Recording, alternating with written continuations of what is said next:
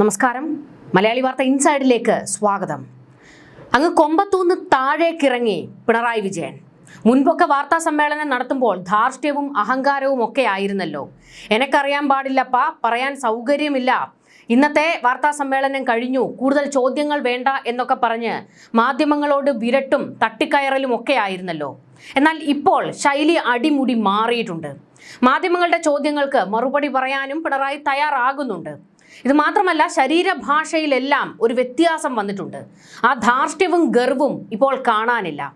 മകൾ വീണയ്ക്ക് 8ന്റെ പണി കിട്ടാൻ പോകുന്നു എന്നുള്ളതിന്റെ രോദനമാണോ, പേടിയാണോ, എന്താണെന്നറിയില്ല.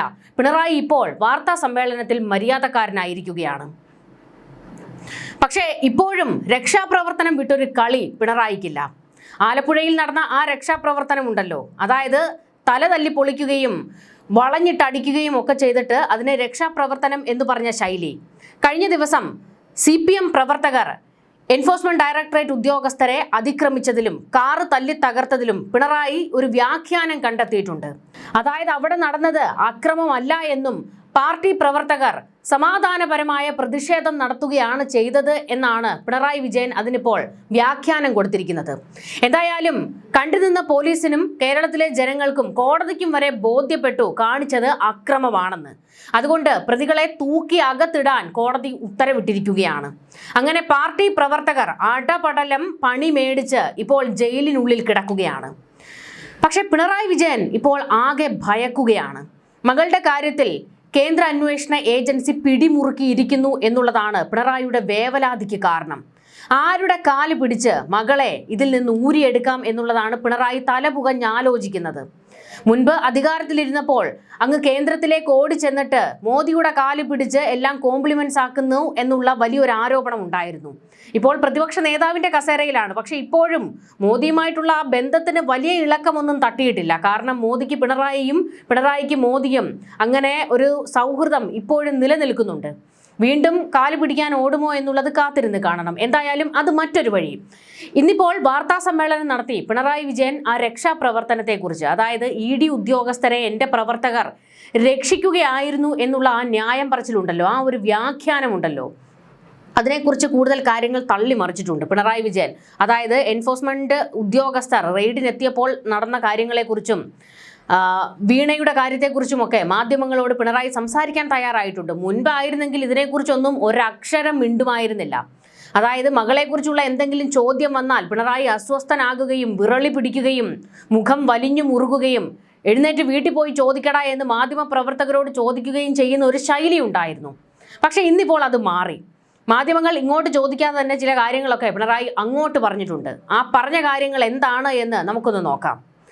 CMRL എക്സാലോജിക് കേസുമായി ബന്ധപ്പെട്ട എൻഫോഴ്സ്മെന്റ് ഡയറക്ടറേറ്റ് പരിശോധനയിൽ പ്രതികരിച്ച പ്രതിപക്ഷ നേതാവ് പിണറായി വിജയൻ പറഞ്ഞത്, മകൾ വീണയുടെ ഒരു അക്കൗണ്ടും മരവിപ്പിച്ചു എന്നും നിങ്ങൾ പറയുന്ന വലിയ നമ്പർ ഒന്നും ഇല്ല എന്നും പിണറായി വിജയൻ പറഞ്ഞു. അതായത് ED CMRLന്റെയും അതുപോലെ തന്നെ വീണ വിജയന്റെയും ഉൾപ്പെടെ 248 അക്കൗണ്ടുകൾ മരവിപ്പിച്ചിരുന്നു. അതിൽ പിണറായി വിജയന്റെ മകളുടെ അക്കൗണ്ട് മരവിപ്പിച്ചത് ഇന്നലെ മാധ്യമങ്ങളിൽ വലിയ വാർത്തയായിരുന്നു. അതായത് അവരുടെ ഭാഗത്ത് പിഴവൊന്നും ഇല്ലെങ്കിൽ എന്തിനാണ് ED ഇങ്ങനെ ഒരു നീക്കം നടത്തിയത് എന്നുള്ള ചോദ്യം ഇന്നലെ ഉയർന്നു വന്നിരുന്നു. ഇതിന് മറുപടി പറഞ്ഞുകൊണ്ടാണ് പിണറായി തുടങ്ങിയത്. അതായത് നിങ്ങൾ പറയുന്നത് പോലെ വലിയ നമ്പർ ഒന്നുമില്ല, ഒരു അക്കൗണ്ട് പൂട്ടിയിട്ടുണ്ട് എന്നാണ് പറഞ്ഞത്. ആ അക്കൗണ്ട് ഒരെണ്ണമാണെങ്കിലും രണ്ടെണ്ണമാണെങ്കിലും പൂട്ടിച്ചതിൽ എന്തൊക്കെയോ ചിലതുണ്ട് എന്നാണല്ലോ വ്യക്തമാകുന്നത്. അത് വഴിയെ തെളിയട്ടെ. പിണറായി പറഞ്ഞ ബാക്കി കാര്യങ്ങൾ കൂടി നമുക്കൊന്ന് നോക്കാം. തന്നോട് ED ഉദ്യോഗസ്ഥർ ഒന്നും ചോദിച്ചില്ല എന്നും പിണറായി വിജയൻ വ്യക്തമാക്കി. ED ഉദ്യോഗസ്ഥരുടെ കാറിന്റെ ചില്ല് തകർത്തതടക്കം CPIM അണികൾ നടത്തിയ ആക്രമണത്തെ പിണറായി വിജയൻ ന്യായീകരിച്ചുകൊണ്ടാണ് സംസാരിച്ചത്. ശാന്തമായിട്ടാണ് ആളുകൾ ഇരുന്നത് എന്നായിരുന്നു പിണറായിയുടെ പ്രതികരണം. ED റെയ്ഡിൽ മുഖ്യമന്ത്രി മൗനം തുടരുന്നതിലും പിണറായി വിജയൻ നിലപാട് വ്യക്തമാക്കി. ഒന്ന് ഓർത്തു നോക്കണേ, അതായത് ശാന്തമായിട്ടായിരുന്നു പ്രവർത്തകർ അവിടെ ഉണ്ടായിരുന്നത് എന്ന്. 3 സ്ഥലത്താണ് കേരളത്തിൽ റെയ്ഡ് നടന്നത്. 1 കണ്ണൂരിൽ പിണറായി വിജയന്റെ വീട്ടിൽ, 2 മുഹമ്മദ് റിയാസിന്റെ വീട്ടിൽ, 3 തലസ്ഥാനത്ത് പിണറായി വിജയൻ വാടകയ്ക്ക് താമസിക്കുന്ന വീട്ടിൽ. ഈ 3ഇടത്തും ശാന്തരായിട്ടായിരുന്നോ പ്രവർത്തകർ നിന്നിരുന്നത്? കേരളത്തിലെ ജനങ്ങൾ ഇതൊക്കെ കണ്ടു കഴിഞ്ഞതാണ് പിണറായി. ഇനിയെങ്കിലും നിങ്ങൾ ഈ വളച്ചൊടിക്കുന്ന പരിപാടി ഒന്ന് നിർത്തണം. അതായത് കേരളത്തിലെ എല്ലാ മനുഷ്യരും, ലോകമെമ്പാടുമുള്ള എല്ലാ മലയാളികളും അതിൻ്റെ വീഡിയോ ദൃശ്യങ്ങൾ കണ്ടതാണ്. പിന്നെ ഒരു കാര്യമുണ്ട്, നിയമസഭ തല്ലിപ്പൊളിച്ചിട്ട് അത് സമ്മതിച്ചിട്ടില്ല. പിന്നെയാണോ ഇത്? ശാന്തരായിട്ടാണ് പെരുമാറിയതെന്ന്. ശാന്തരായിട്ട് വെറുതെ ED ഉദ്യോഗസ്ഥർ പുറത്തേക്ക് ഇറങ്ങുമ്പോൾ കൂക്ക് വിളിക്കുക, അവരെ തന്തയ്ക്ക് വിളിക്കുക, പോയി പണി നോക്കടാ എന്ന് പറയുക, എന്നിട്ട് അവർ കാറിൽ കയറി പോകാൻ തുടങ്ങുമ്പോൾ കാറ് കയറി വളയുക. അതും ശാന്തരായിട്ട് കാറ് കയറി വളയുകയായിരുന്നു. എന്നിട്ട് താഴെ കിടന്ന കല്ല്, താഴെ കിടന്നതല്ല, കൊണ്ടുവന്ന കല്ലാണ്, എവിടെ നിന്നൊക്കെയോ സംഘടിപ്പിച്ച് കൊണ്ടുവന്ന കല്ലെടുത്ത് ചില്ലിൻ്റെ മുകളിലേക്ക്, കാറിൻ്റെ ചില്ലിൻ്റെ മുകളിലേക്ക് ശാന്തമായി ആഞ്ഞടിക്കുകയായിരുന്നു. പിന്നെ ചില പ്രവർത്തകർ ഈ സൈഡ് മിററുകൾ കൈകൊണ്ട് ശാന്തമായി ഇടിച്ചു പൊട്ടിക്കുകയായിരുന്നു. അങ്ങനെയാണ് ഒരു കാറ് ഓടിച്ചിരുന്ന ആളുടെ കണ്ണിൽ, അതായത് ശാന്തമായി പെരുമാറിയത് കൊണ്ടാണ്, പ്രവർത്തകർ ശാന്തമായി പെരുമാറിയത് കൊണ്ട് ആ കാർ ഓടിച്ച ഡ്രൈവറിൻ്റെ കണ്ണിൽ ചീള് തെറിച്ച് വീണ് കണ്ണിന് ഗുരുതര പരിക്കുണ്ട്. അങ്ങനെ എല്ലാം വളരെ ശാന്തമായിട്ടാണ് മുൻപോട്ട് പോയത്. ഇതിപ്പോൾ വഷളാക്കിയത് ആരാണ് എന്ന് ഞങ്ങൾക്കറിയില്ല എന്ന് കൈമലർത്തുകയാണ് പിണറായി. മുഖ്യമന്ത്രി പ്രതികരിക്കാത്തത് എന്താണെന്ന് അദ്ദേഹത്തോട് ചോദിക്കണം. ഞാൻ പറയേണ്ടതല്ലല്ലോ. രാജ്യത്തെ BJP ഇതര പാർട്ടികൾക്ക് നേരെ കഠിനമായ നീക്കങ്ങളാണ് BJP സർക്കാർ നടത്തുന്നത്. അതിന് EDയെ ഏറ്റവും വൃത്തികെട്ട രീതിയിൽ ഉപയോഗിക്കുകയാണ്. ഇത് പലർക്ക് നേരെയും ഉപയോഗിച്ചിട്ടുണ്ട്. സ്വന്തം കാര്യത്തിൽ വരുമ്പോൾ മാത്രമാണ് കോൺഗ്രസ് പ്രതികരിക്കുന്നത്. മറ്റുള്ളവരുടെ കാര്യത്തിലാകുമ്പോൾ പ്രതികരണം ഇല്ല.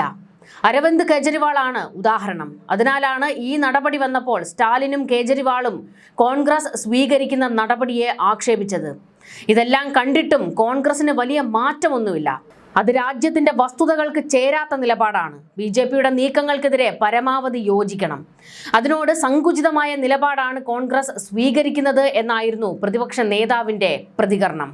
അതായത് ഇപ്പോൾ ED വേട്ട നടത്തുകയാണ്, എന്നെയും പാർട്ടിയെയും തകർക്കുന്നതിന് വേണ്ടി മകൾക്കെതിരെ നീക്കം നടത്തുന്നു എന്നൊക്കെയാണ് പിണറായി പറയുന്നത്.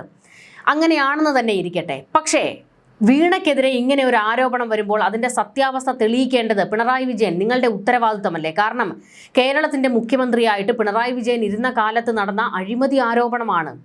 അതിൻ്റെ സത്യാവസ്ഥ ഇവിടുത്തെ ജനങ്ങളോട് തെളിയിക്കേണ്ട ഉത്തരവാദിത്വം പിണറായി വിജയനുണ്ട്. അതെങ്ങനെയാണ് തെളിയിക്കാൻ കഴിയുന്നത്? ED റെയ്ഡിന് വരുമ്പോൾ അതിനോട് സഹകരിക്കുക, നിയമപരമായി മുൻപോട്ട് പോകുക. ഈ പറയുന്നത് പോലെ ED എന്തെങ്കിലും വളഞ്ഞ വഴി പ്രയോഗിച്ചാൽ നമുക്കതിനെ നേരിടാം. എന്നാൽ ED ഉദ്യോഗസ്ഥർ റെയ്ഡും കഴിഞ്ഞ് പുറത്തേക്ക് ഇറങ്ങി പോകുമ്പോൾ അവരെ ആക്രമിക്കുകയും എന്നിട്ട് ശാന്തമായിട്ടാണ് പ്രവർത്തകർ പെരുമാറിയത് എന്നൊക്കെയുള്ള ഡയലോഗ് അടിച്ചാൽ അരിയാഹാരം കഴിക്കുന്നവരല്ലേ കേരളത്തിലുള്ളവർ?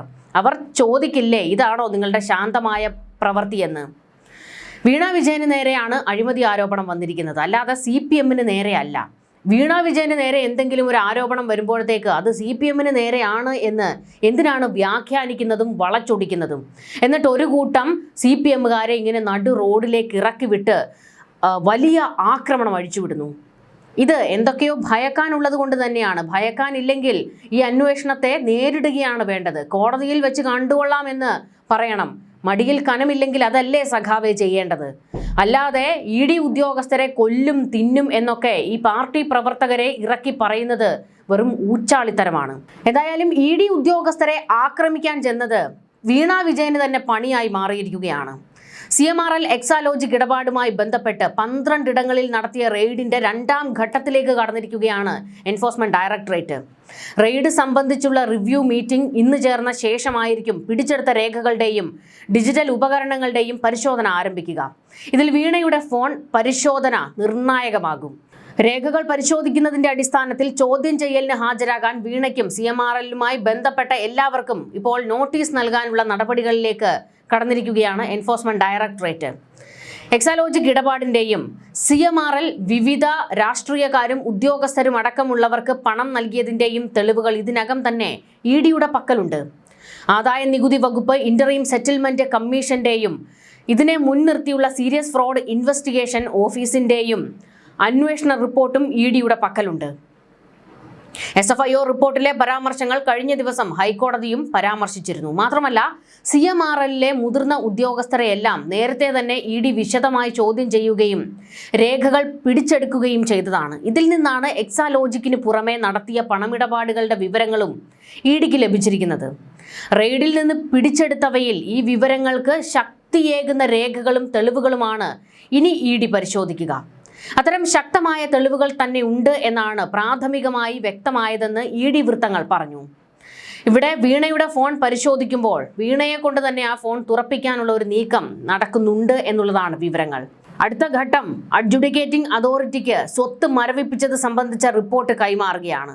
റെയ്ഡിൽ 242 അക്കൗണ്ടുകളിലായി 18.36 കോടി രൂപ ഇഡി മരവിപ്പിച്ചിരുന്നു. രേഖകൾ പരിശോധിച്ചതിന് ശേഷം റെയ്ഡ് സംബന്ധിച്ച ഇഡി ഡയറക്ടറേറ്റിനുള്ള വിശദമായ റിപ്പോർട്ടും അന്വേഷണം നടത്തുന്ന കൊച്ചി സോണൽ ഓഫീസ് കൈമാറും. തുടർന്നായിരിക്കും വീണയടക്കമുള്ളവരെ ചോദ്യം ചെയ്യലിന് വിളിക്കുക എന്ന് ഇഡി വൃത്തങ്ങൾ പറയുന്നു. ഇനി വീണ വിജയനെ ചോദ്യം ചെയ്യാൻ വിളിപ്പിക്കുമ്പോൾ അത് അത്ര നിസ്സാരമായി നമുക്ക് കാണാൻ കഴിയില്ല. കാരണം അത് അറസ്റ്റിലേക്കുള്ള ഒരു നടപടി ആയിരിക്കും എന്നുള്ളതാണ് നിയമവിദഗ്ധർ പറയുന്നത്. കാരണം ഇതിനു മുൻപ് വീണയുടെ ചോദ്യം ചെയ്യൽ കഴിഞ്ഞതാണ്. അതായത് ഇതിനു മുൻപ് പിണറായി വിജയൻ മുഖ്യമന്ത്രി ആയിരിക്കുന്ന ഘട്ടത്തിൽ വീണയെ ചെന്നൈയിൽ എത്തിച്ച് ചോദ്യം ചെയ്തിരുന്നു. അതുകൂടാതെ വീണയുടെ മറ്റ് ലാപ്ടോപ്പ് ഉൾപ്പെടെയുള്ള ചിലതൊക്കെ പരിശോധനയും ഒക്കെ കഴിഞ്ഞതുമാണ്. അതിനുശേഷമാണ് കഴിഞ്ഞ ദിവസം, അതായത് ഒരു 8 മണിക്കൂർ ഇഡി ചോദ്യം ചെയ്യൽ നടത്തിയത്. റെയ്ഡും ചോദ്യം ചെയ്യലും കൂടിയായിരുന്നു. ഇതിനുശേഷം വീണ്ടും വീണയെ ചോദ്യം ചെയ്യാൻ വിളിപ്പിക്കുന്നു എന്ന് പറയുന്നതിലെ കാരണം വീണ കഴിഞ്ഞ ദിവസം നൽകിയ മൊഴിയിൽ ചില വൈരുദ്ധ്യങ്ങൾ എൻഫോഴ്സ്മെന്റ് ഡയറക്ടറേറ്റ് ഉദ്യോഗസ്ഥർക്ക് ബോധ്യപ്പെട്ടിട്ടുണ്ട്. അതിൻ്റെ അടിസ്ഥാനത്തിലാണ് വീണയെ വീണ്ടും ചോദ്യം ചെയ്യാൻ വിളിപ്പിക്കുന്നത്. പിണറായി വിജയൻ ഇവിടെ പറഞ്ഞ കാര്യം എന്താണ്? എന്നോട് എൻഫോഴ്സ്മെന്റ് ഡയറക്ടറേറ്റ് ഉദ്യോഗസ്ഥർ ഒന്നും ചോദിച്ചില്ല എന്നാണ്.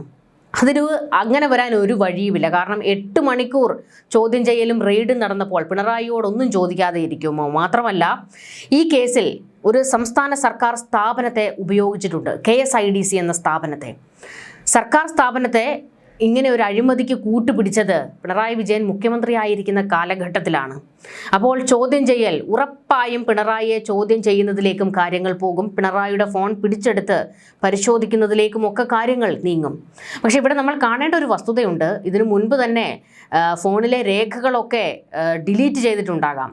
ഡിലീറ്റ് ചെയ്ത സാധനങ്ങൾ വീണ്ടെടുക്കാൻ കഴിയുമെങ്കിലും അതിന് കഴിയാത്ത തരത്തിൽ ചില ഹാക്കർമാരെ ഉപയോഗിച്ചുകൊണ്ട് പൂർണ്ണമായും ഡിലീറ്റ് ചെയ്യുന്ന ഒരു രീതിയിലേക്കൊക്കെ വീണയുടെയൊക്കെ ഫോൺ കൊണ്ടുപോയിട്ടുണ്ടോ എന്നുള്ളതും ഏറ്റവും പ്രധാനപ്പെട്ട ഒരു കാര്യമാണ്. കാരണം കക്കാൻ മാത്രമല്ല നിൽക്കാനും അറിയാവുന്ന ആളാണല്ലോ പിണറായി വിജയൻ. ഒരു ലാവ്ലിൻ കേസ് എത്രയോ കൊല്ലങ്ങളായിട്ട് സുപ്രീം കോടതിയിൽ ഇങ്ങനെ പൊടി പിടിച്ച് കിടക്കുകയാണ്. എനിക്ക് തോന്നുന്നു രാജ്യത്തെ അഴിമതി കേസുകളിൽ ഏറ്റവും കൂടുതൽ സുപ്രീം കോടതി മാറ്റിവെച്ച ഒരു കേസായിരിക്കും ലാവ്ലിൻ കേസ്. അതുപോലെ തന്നെ ഈ മാസപ്പടി കേസും ഇങ്ങനെ നീണ്ടു പോകുമോ എന്നുള്ളത് കാത്തിരുന്ന് കാണണം. പിന്നത്തെ ഒരു ഏറ്റവും പ്രധാനപ്പെട്ട ഒരു കാര്യം, പിണറായി വിജയനെ ലക്ഷ്യം വെക്കുന്നതിന് വേണ്ടി കൂടി തന്നെയാണ് വീണ വിജയൻ്റെ ഈ ഒരു കേസ് ഇപ്പോൾ കേന്ദ്ര സർക്കാർ പൊടി തട്ടി എടുത്തിരിക്കുന്നത്. പിണറായി വിജയൻ ഇല്ലാത്ത ഒരു കാലത്ത് വീണ വിജയനെ ഇത്ര കണ്ടങ്ങ് തൂക്കിയെടുത്ത് കൊണ്ടുപോകുന്ന ഒരു നീക്കത്തിലേക്കൊന്നും ഇഡി കടക്കാനും കേന്ദ്ര സർക്കാർ കടക്കാനും സാധ്യതയില്ല. പിണറായി ഇപ്പോൾ ഭയക്കുന്നത് താൻ ഉള്ളിടത്തോളം കാലം മകളെ സംരക്ഷിക്കുക, അതിനും ഞാനില്ലാത്ത ഒരു കാലത്താണെങ്കിൽ കൂടിയും മകൾക്ക് നേരെ ഒരു ചെറു വിരൽ അനങ്ങാതിരിക്കാൻ ഇപ്പോൾ തന്നെ എല്ലാ നീക്കങ്ങളും നടത്തുക എന്നുള്ള ഒരു രീതിയിലേക്ക് പിണറായി മാറിയിട്ടുണ്ട് എന്നുള്ളതാണ്. കാരണം പിണറായി അടുത്തറിയാവുന്നവർ പോലും ഇത് പറയുന്നു.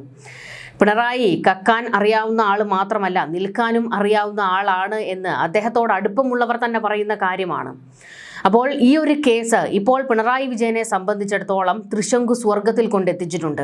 പിണറായിക്ക് ഇതിൽ നിന്ന് തലയൂരിപ്പോകാൻ ഒറ്റ വഴിയേ ഉള്ളൂ, കേന്ദ്രവുമായി ഒരു ഡീൽ ഉണ്ടാക്കുക എന്നുള്ളതാണ്. പ്രതിപക്ഷ നേതാവിൻ്റെ കസേരയിലാണ് പിണറായി ഇരിക്കുന്നതെങ്കിലും പിണറായിക്ക് കേന്ദ്രവുമായി ഇപ്പോഴും ഒരു പിടിയുണ്ട്. മോദിക്ക് പ്രത്യേക താല്പര്യമുള്ള ഒരാൾ കൂടിയാണ് പിണറായി വിജയൻ. ഇതിൽ ഡീലുണ്ടാക്കുക എങ്ങനെയാണ് എന്നല്ലേ. കഴിഞ്ഞ ദിവസം പിണറായി വിജയനും മകൾക്കും വേണ്ടി ആയിരുന്നല്ലോ ഒരു കൂട്ടം CPM പ്രവർത്തകർ അവിടേക്ക് ഇരച്ചെത്തി മുദ്രാവാക്യം വിളിച്ചതും കാറ് തല്ലി പൊളിച്ചതും ഇഡിയെ ആക്രമിച്ചതുമൊക്കെ പിണറായിക്ക് വേണ്ടി തന്നെയാണ്. പക്ഷെ ആ പിണറായി മകളെ രക്ഷിച്ചെടുക്കാൻ പോകുന്നത് എങ്ങനെയായിരിക്കും എന്നല്ലേ. അത് പല മണ്ഡലങ്ങളും വരാനിരിക്കുന്ന തെരഞ്ഞെടുപ്പുകളിൽ, ഇനിയുള്ള തെരഞ്ഞെടുപ്പുകളിൽ BJPക്ക് അവരുടെ അക്കൗണ്ടുകൾ കൂട്ടുന്നതിന് വഴിയൊരുക്കി കൊടുക്കുക എന്നുള്ളതായിരിക്കും. ഇവിടെ തേഞ്ഞൊട്ടിപ്പോകുന്നത് ഒരു കൂട്ടം CPMകാരായിരിക്കും.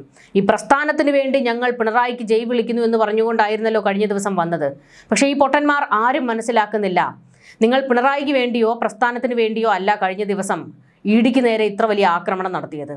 അത് വീണ വിജയന് വേണ്ടിയാണ്. പിണറായി വിജയൻ പക്ഷേ അത് എനിക്ക് വേണ്ടിയും പാർട്ടിക്ക് വേണ്ടിയുമാണ് എന്ന് ആക്കി തീർത്ത് പ്രവർത്തകരെ പൊട്ടന്മാരാക്കി എന്നുള്ളതാണ് ഇതിലെ ഏറ്റവും വലിയ വസ്തുത.